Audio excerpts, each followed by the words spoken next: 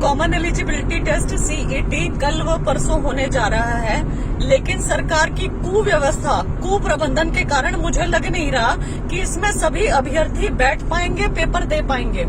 पहली बात तो एडमिट कार्ड बहुत से अभ्यर्थियों के डाउनलोड नहीं हो रहे हैं। बहुत सारे अभ्यर्थियों ने फीस भर रखी है, फीस पे कर रखी है, लेकिन उनके एडमिट कार्ड डाउनलोड नहीं हो रहे हैं। उसके ऊपर कहा जा रहा है कि चेयरमैन साहब ने कहा है कि ऐसे जितने भी अभ्यर्थी हैं उनका 7 तारीख को एग्जाम लिया जा सकता है। मैं चेयरमैन साहब से पूछना चाहती हूँ कि 7 तारीख को आप अलग से ऐसा क्या कर देंगे जो आज 3 या 4 तारीख को नहीं हो पाया। कल भी तो आपके दफ्तर के बाहर इतने सारे HSSC के जो दफ्तर के बाहर अभ्यर्थी खड़े थे, कल भी उनकी सुनवाई हो सकती थी, लेकिन किसी अधिकारी या कर्मचारी ने उनकी नहीं सुनी। फीस पेड है, सब कुछ पेड है। आपके सॉफ्टवेयर की कमी की वजह से, आपकी साइड से टेक्निकल एरर्स की वजह से ये अभ्यर्थी पेपर ना दे पाए, कितनी बड़ी बात है।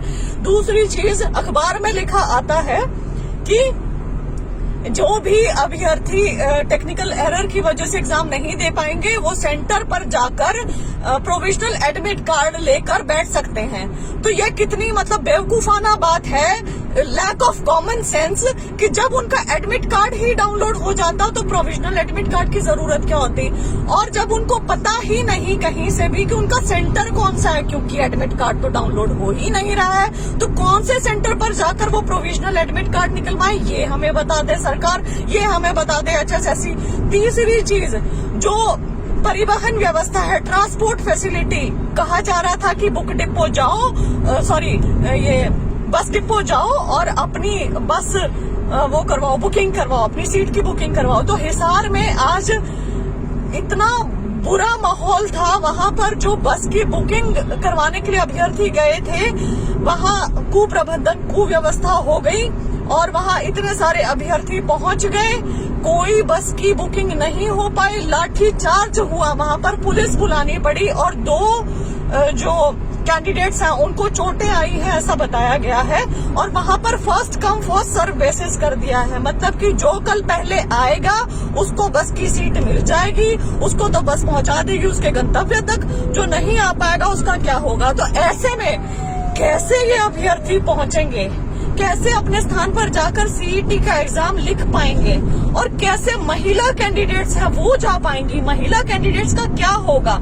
आपका ना एग्जामिनेशन का आखिरी मोमेंट तक पता चला कि कब करवा रहे हो, ऑफिशियल नोटिफिकेशन आपका इतनी लेट आता है, उसके बाद एडमिट कार्ड आपसे जारी नहीं हो पा रहे हैं ढंग से, किसी के 2 हो रहे हैं, किसी के 3 हो रहे हैं, इतनी उसमें गलतियां हैं, किसी की फीस पे नहीं है उसका आप करवा पा रहे हो, जिसकी फीस पेड है उसको आप नहीं करवा पा रहे हो, उसके बाद ट्रांसपोर्ट फैसिलिटी नहीं है आपके पास, बच्चों के ऊपर आप लाठीचार्ज करवाते हो, और कल का कोई भरोसा नहीं है कि ढंग से पहुंच भी पाएंगे कि नहीं पहुंच पाएंगे। क्या कर रहे हो आप?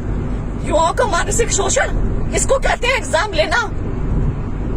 यहीं इलेक्शन हो, रैली हो, सारी व्यवस्थाएं हो जाएगी, प्राइवेट तक बसें चल जाएंगी, सब कुछ आप कर लोगे, लेकिन यहीं अब बच्चों को पेपर देना, गरीब बेरोजगार बच्चों को, उनकी तो कोई जिंदगी की वैल्यू ही नहीं है, उनके टाइम की वैल्यू नहीं है, उनकी किसी चीज की कीमत ही नहीं है, आपको पता नहीं है। कुछ भी अपनी तरफ से थ्योरीज बना रहे हैं कि 7 तारीख को ले लेंगे। वेयर इज ऑफिशियल कम्युनिकेशन कि जो भी अभ्यर्थियों के साथ आपने टेक्निकल एरर किया है उनका आप एग्जामिनेशन 7 तारीख को लेंगे।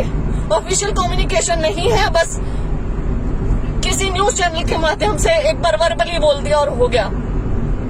सीरियसली ये तरीके नहीं होते हैं। हरियाणा सरकार जो आप कर रहे हैं, एक तो एग्जाम इतने सारे कैंसिल करके ये सीईटी लिया जा रहा है, और लिया कैसे जा रहा है, बेहद शर्मनाक है।